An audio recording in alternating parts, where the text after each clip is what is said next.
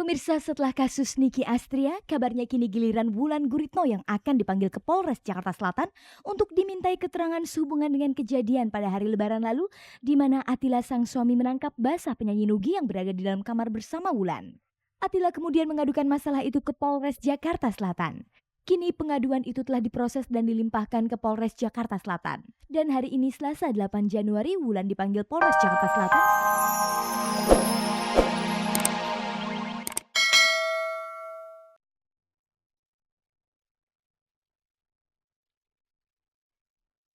Pemirsa, heboh keretakan berita perceraian Niki Astria dengan suaminya Satria Kamal serta tertangkap basahnya Niki Astria menginap di rumah mantan suami Andi Maria Matalata Hendra Priyadi ternyata menyeret nama bintang sinetron Sandi Nayawan.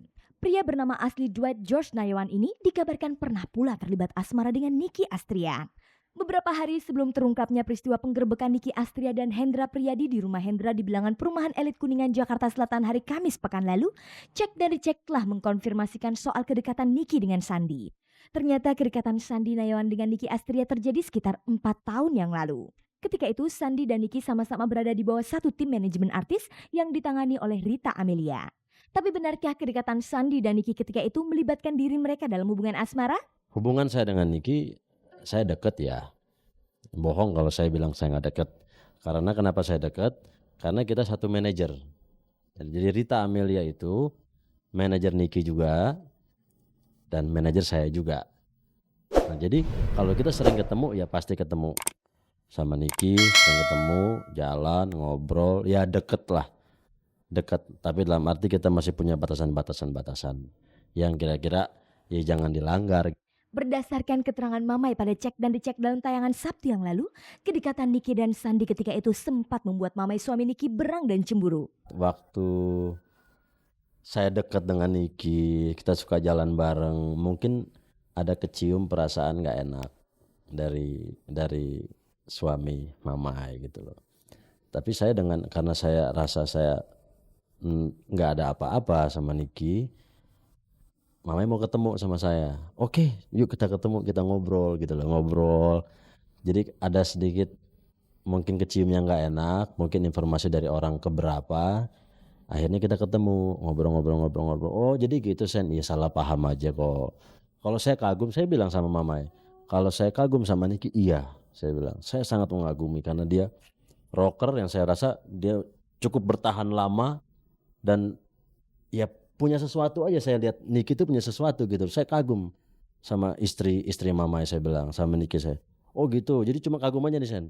Cuma kagum aja Mai. Saya seneng sama istri kamu, saya bilang. Saya seneng, bangga. Karena dia seorang yang cukup karisma, cukup menikmati profesinya, saya bilang. Dunia nyanyi ini. Akhirnya kita jadi berteman. Rasa kagum bisa saja menumbuhkan cinta. Apalagi ketika itu kondisi Niki tinggal berjauhan dengan Mamai.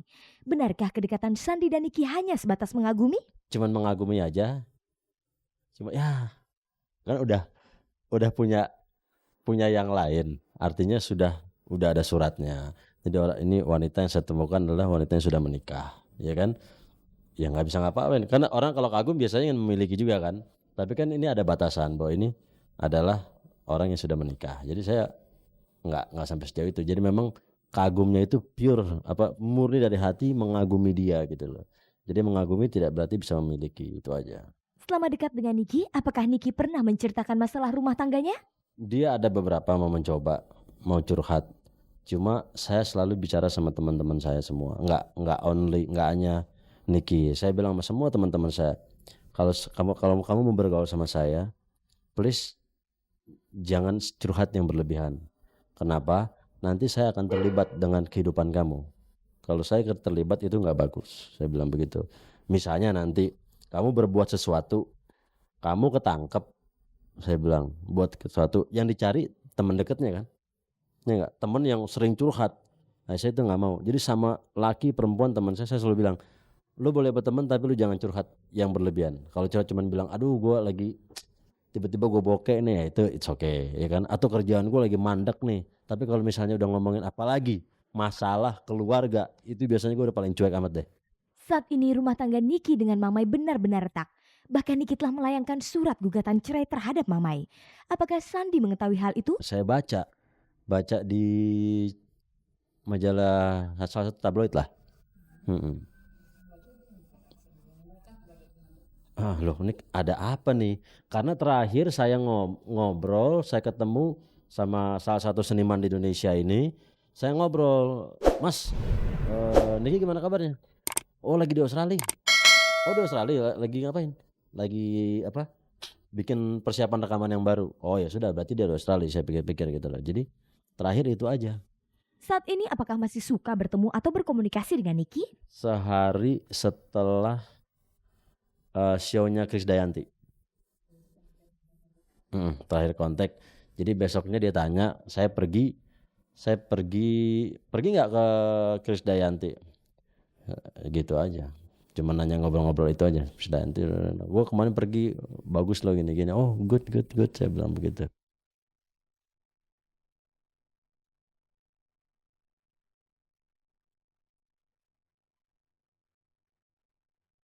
Pemirsa, berikut ini kita ikuti liputan aktual yang berhasil dihimpun oleh tim Cek dan Dicek.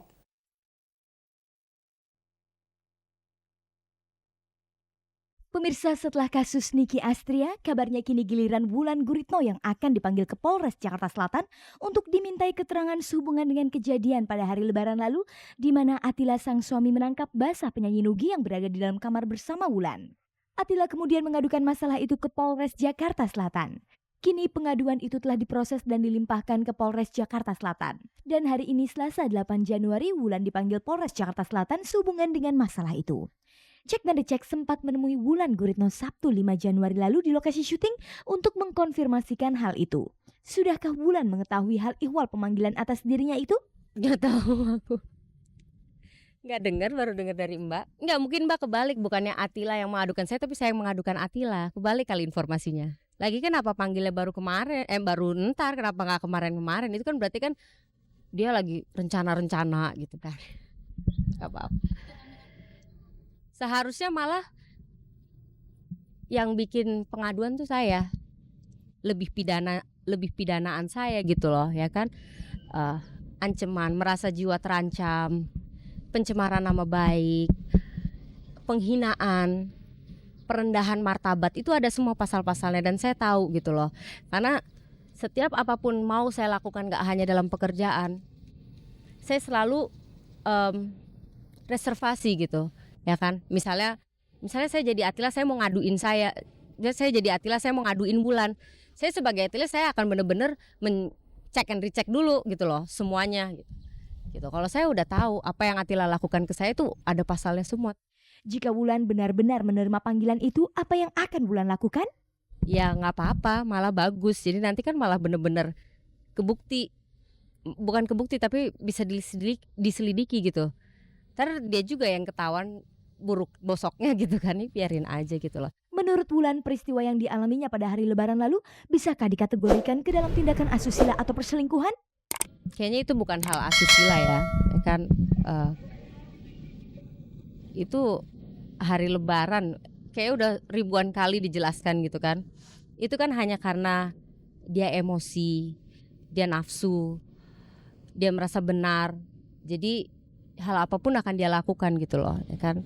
Cuman kan semuanya kan ada hukum-hukumnya, ada rulesnya, ada jalannya gitu. Dia boleh aja ngadu, semua orang juga bisa ngadu. Setiap hari, setiap saat kita juga bisa ngadu ke polisian, ya kan. Udah, tapi kan itu kan nanti ada prosesnya apa segala macam. Jika memang segala yang dituduhkan Atila terhadap dirinya tidak benar, mengapa Wulan tidak menggugat balik karena tuduhan itu bisa dikategorikan sebagai pencemaran nama baik? Pure dari hati saya yang paling dalam, saya hanya pengen segala sesuatunya walaupun berpisah itu baik-baik gitu. Ini ada anak kecil yang terlibat, buntutnya ini Shalom gitu. Kalau kedua belah pihak ini musuhan, kesian Shalom nantinya. Mau ke papahnya gak enak sama mamahnya, mau ke mamahnya gak enak sama papahnya. Itu kan secara otomatis psikologi sama mental dia juga jadi gak normal gitu kan.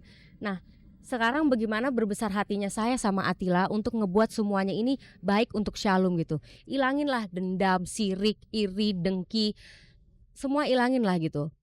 Gara-gara kejadian di rumahnya pada hari Lebaran lalu, putri tunggal Wulan Shalom kini berada di bawah pengasuhan Atila. Dalam kesempatan ini, adakah pesan-pesan yang ingin disampaikan Wulan untuk Shalom? saya nggak mau pesan saya buat Shalom didengar sama keluarga Atila. Pesan saya buat Shalom udah tahu kok